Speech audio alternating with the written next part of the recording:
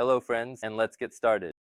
I ain't never been the type of guy to fall for shiny marketing or slick sales pitches. In fact, I am quite the opposite. Working as a project manager for a large construction firm in Orange County, I am a man of blueprints, spreadsheets, and hard data. I am paid to double-check everything and look for the hidden costs. But when my wife, Sarah, started talking about this new venture, a luxury timeshare in Las Vegas, I felt a strange spark of interest. It was not really the idea of a permanent vacation that got to me. It was how incredibly fired up she was about it. Her eyes were literally glowing when she talked, and it was hard not to get swept up in that. Looking at her, I felt like I was seeing a glimpse of what our marriage could be after 10 years together. Instead of the usual suburban routine, the commute on the 405, the grocery runs at Whole Foods, I saw a splash of color. I imagined us under the neon lights, hitting the best restaurants on the strip, going to shows, and maybe finding that teenage spark again. We were sitting in our kitchen in a quiet neighborhood in Irvine when she first spread the glossy brochure out on the Marble Island. It was filled with high residential photos of basketball courts, infinity pools, high-end spas, and these incredible penthouses with floor-to-ceiling views of the Vegas skyline. She traced her finger over the pages, her voice bubbling with excitement. "Look, Michael, the math actually makes sense here," she said. "We pay a fraction of the cost, and it gives us the right to use our own suite for several weeks a year. And when we are not there, the management company handles everything and rents it out. We get a bit of passive income and a guaranteed vacation spot." It sounds great on paper, Sarah, but I tried to push back, though I was not even sure what my objection was yet. She practically jumped out of her chair. "It's like a golden ticket, Mike. Think about it. No more stressing over where to go or booking hotels last minute. We'll have our own little love nest in Vegas. Just us, or we could bring friends, or even kids one day if we decide to go that route. It's an investment in our future happiness." I watched her flip through the pages with such intensity. Her energy took me back to when we first got married, back when we were obsessed with planning this big, bright life together. I think it was that nostalgia that finally made me go soft. At one point, she leaned in close, her hair brushing against my ear, and I could hear her breathing, quick, expectant. She was wearing a light silk robe, and the faint scent of her Chanel perfume hit me. In that moment, I just wanted to hold her. We ended up kissing right there over those brochures. Honestly, there was this intense intimacy that felt brand new, like we had suddenly dropped 10 years off our ages. She pulled my shirt off, I let her robe slide to the floor, and for the rest of the afternoon, we completely forgot about the timeshare paperwork. Later that evening, exhausted and feeling that post-blur bliss, we circled back to the topic.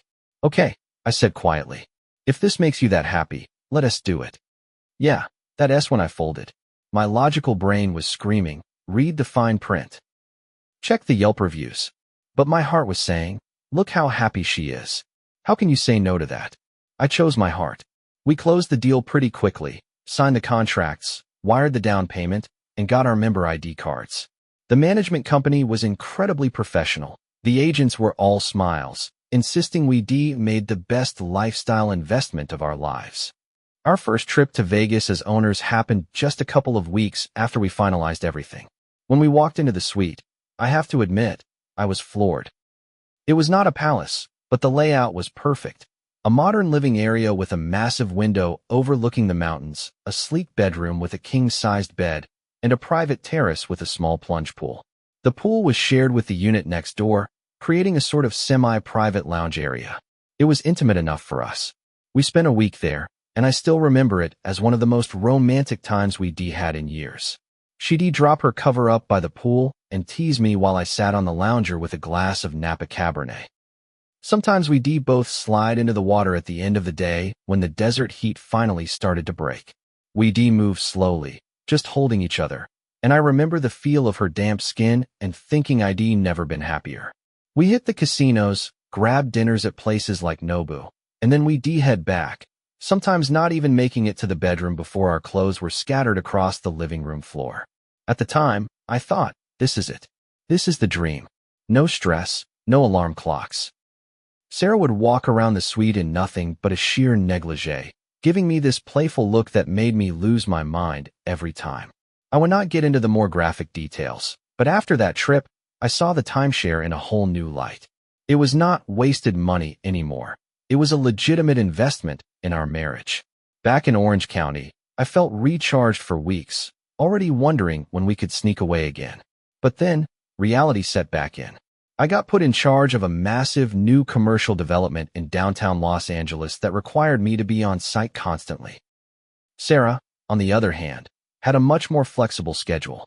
Then, about a month later, she dropped it on me. "You know, I think I am going to fly out to our place in Vegas for a couple of days with a girlfriend," she said. "I just need a little reset from the city." I just nodded, giving her a little smirk. "If I could get away, I'd be right there with you. Go for it, have fun. But hey, do not get too wild without me, all right?" She smiled back, but the smile felt tight. For a split second, something about her expression seemed off, but I brushed it off as me just being tired from the commute. She came back a few days later, clearly energized, but she was surprisingly vague about the trip. She mentioned the spa and some new rooftop bar, but when I tried to ask for more details, she'd just give me these one-liners.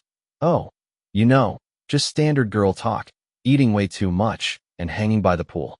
Then came another trip. This time, she told me in advance she was burnt out on the routine and needed to breathe some fresh air. When I tried to joke about what she was finding in Vegas that she could not find in Cali, she just waved me off. "I see not exactly sit around here and wait for you to finish your project, can I, Mike?" That was the first time I felt a real knot of anxiety in my stomach. The whole point was for us to use the place together, and now she was flying out there for the second or third time alone, or with a friend, as she claimed. Still, I did not have any hard proof to justify being the jealous husband. I defined credit card charges for rounds of drinks and expensive bottles of Veuve Clicquot. She'd just say, it was a girls' night, even though none of her friends had mentioned a celebration. I saw bags from new boutiques, but I could not prove how they connected to Vegas. I wanted to believe her. I wanted to believe she was just enjoying the freedom we bought. But the weirdness only ramped up. Sarah started carrying her iPhone everywhere, even into the shower, so she would not miss a call. Whenever her phone buzzed, she'd step into the other room like she was suddenly shy. A couple of times, I caught a glimpse of a text thread with a name I did not recognize, but the second I got close, the screen went black. One afternoon, I came home early and found 2 wine glasses sitting on the kitchen island. One was in the sink, the other still on the counter with a red ring drying at the bottom. My gut twisted. Who had she been drinking with? When I asked, "Did we have company?" she looked a bit flustered, tucked a strand of hair behind her ear, and muttered, "Oh, just a neighbor stopped by for a second." She did not even bother saying which neighbor. I tried not to be the paranoid husband type. I kept telling myself our marriage was rock solid, that maybe she was just bored or trying to feel alive again since we had this new getaway. But deep down, the suspicion was growing like a weed. What if she is not just relaxing out there? A few days later, while I was sorting through a stack of mail and documents on the desk, I found a statement from the timeshare management. There was a line item for an additional guest amenity pass. The name on the receipt was totally unfamiliar to me. When I confronted Sarah about it, she brushed it off like it was some bureaucratic glitch. "Oh, the girl I was with forgot to pre-register," she said, waving her hand dismissively. "So I had to get a last-minute guest pass in her name just to get her into the pool area. It's a total racket, honestly." My internal alarms went full-blown red when she announced she was heading to our little slice of heaven for the 3rd time in a single month. She claimed she wanted to go on a deep tissue spa retreat with a girlfriend to decompress. She started listing all these details about facials, mud baths, and yoga sessions, but I was not even listening anymore. Something just clicked in my brain. I knew I could not just sit in Irvine and wonder. I had to know for sure. She left for the airport early the next morning. She gave me a peck on the cheek before she headed out, but it felt cold, calculated, like she was just checking a box. I watched her pull out of the driveway in her SUV, and suddenly, a wave of pure resolve hit me. I pulled out my iPhone and booked the next available flight from John Wayne Airport to Las Vegas. To hell with this, I muttered while calling for a ride share. If she wanted spa time, I'd show her I was in the mood for some R&R too.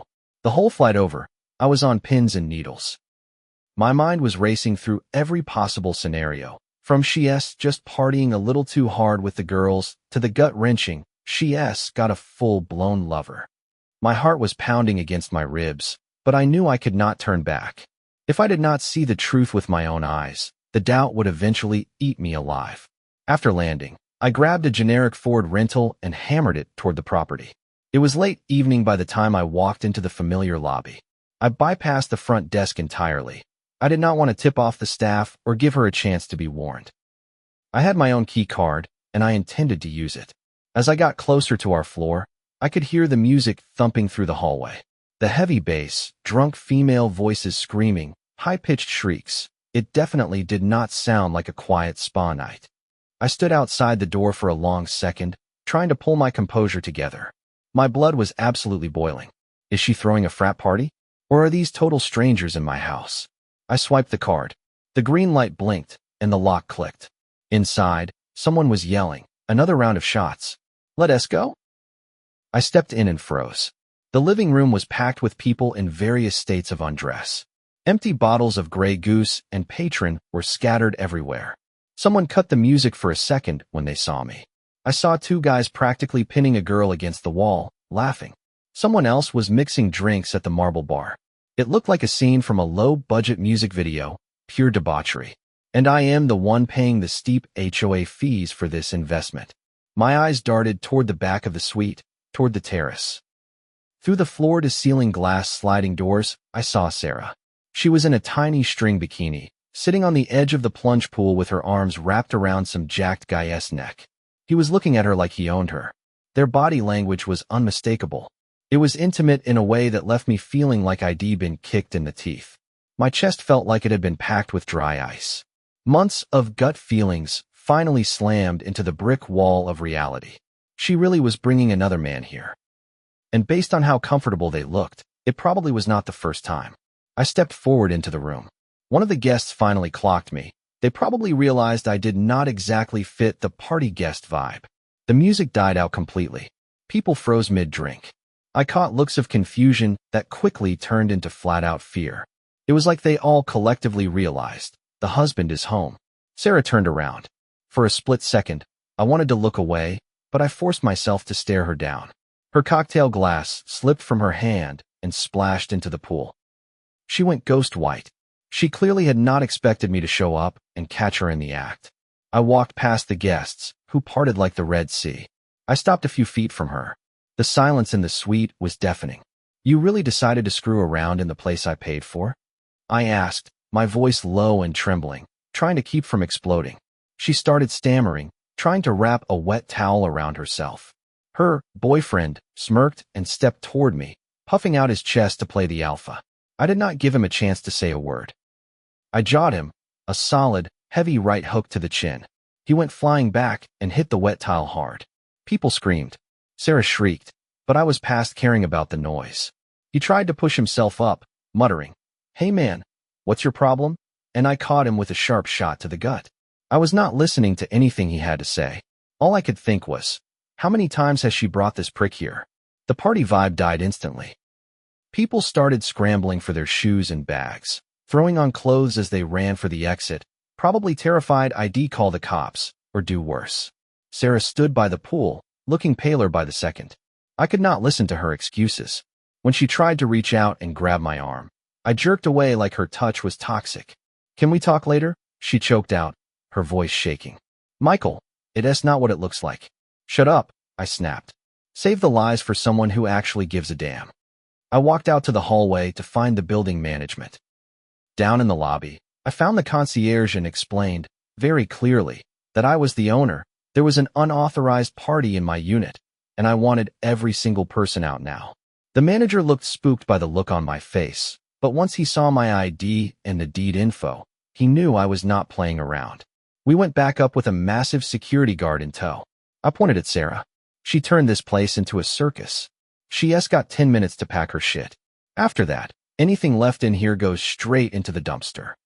The guests were long gone by then. Sarah was frantic, grabbing her phone and shoving clothes into a suitcase, mumbling, "You do not understand. It was just a party. I did not think it would get out of hand." I did not want to hear it. 10 minutes felt like 10 seconds. Her tough guy had vanished the moment he could breathe again, probably limping to the elevator to save his own skin. She ended up standing there in her bikini, pulling on a pair of jeans, soaking wet, and looking like a trapped animal. "Let us just talk when we read back in OC," she whispered, her eyes red. "Please, do not make a scene." "A scene?" I let out a dark, bitter laugh. "Look around, Sarah. The scene already happened. You directed it." She tried to grab my sleeve again, but I shoved her hand off.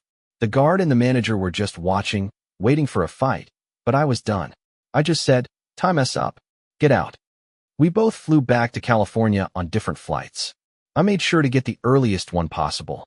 I spent the entire duration of the flight staring out the window into the dark, feeling completely hollowed out.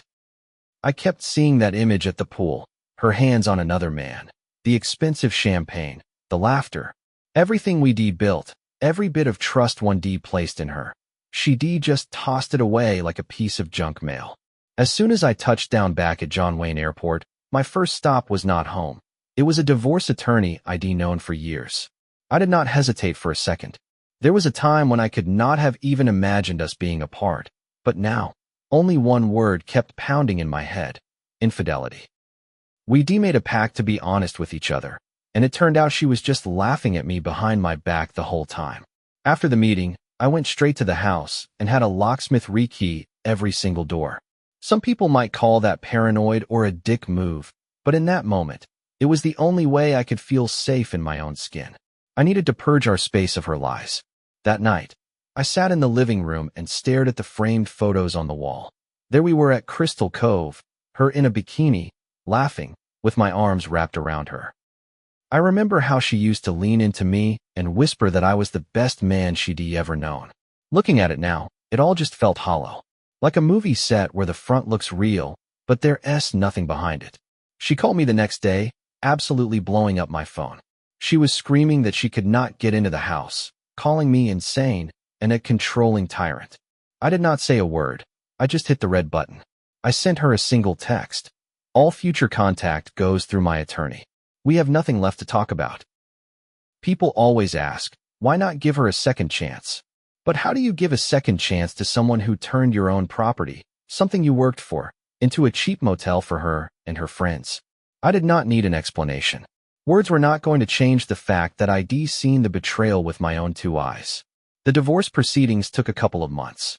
We had a solid prenuptial agreement, and with the clear-cut evidence of her infidelity, the process was relatively straightforward. We settled on me keeping the house and the bulk of our assets.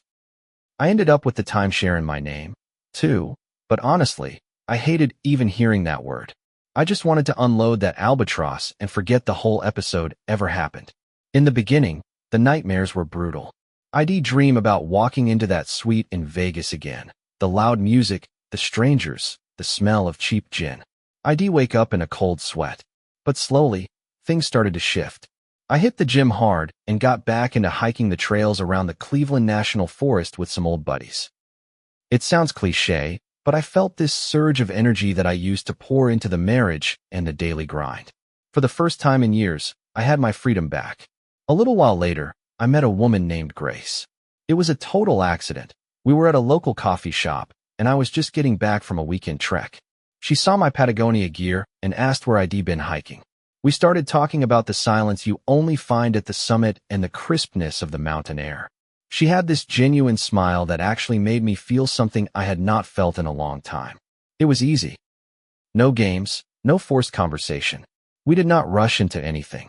We grabbed a few movies, went to some dinners, and just talked.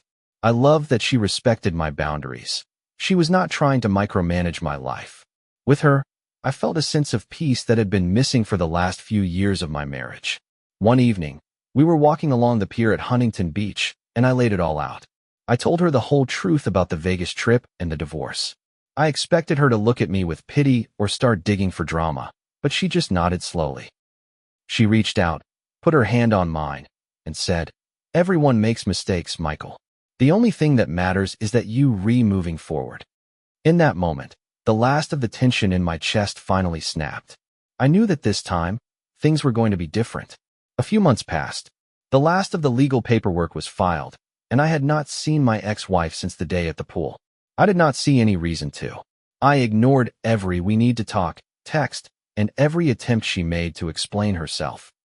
When someone uses you that coldly, giving them a seat at the table again is just asking to get burned twice. Eventually, I managed to offload that cursed timeshare. I did not get as much for it as the sales guy promised back in the day, but I did not care. I just wanted to cut the final cord. When the escrow closed, I walked out of the office and felt this incredible weight lift off my shoulders. It was like I'd finally dropped the rock I'd been carrying since that night in Vegas. I went back to my house, and it finally felt like my house. No more shadows, no more rehearsed excuses. I donated half the old furniture to Goodwill and repainted the master bedroom. I wanted to get rid of the colors she'd picked out. I bought a new sectional for the living room and finally set up a dedicated gear rack in the corner for all my climbing and hiking equipment. Looking back, I realized that despite the pain, I found my life again. I managed to offload that cursed timeshare, cutting the final cord of that chapter. Now, my home is bright and open, free of secrets and shadows. I've started a new chapter with Grace, someone who values honesty as much as I do. We are not rushing things. We just enjoying the peace of a relationship built on trust. I am moving forward with an open heart, but I am never letting anyone drag my dignity through the mud again. She made her choice, and I made mine. It's the best happily ever after I could ask for. And that's where today's story ends. Thank you for watching to the end. If you enjoyed it, do not forget to like and comment. We'd love to discuss this story with you. See you in the next video.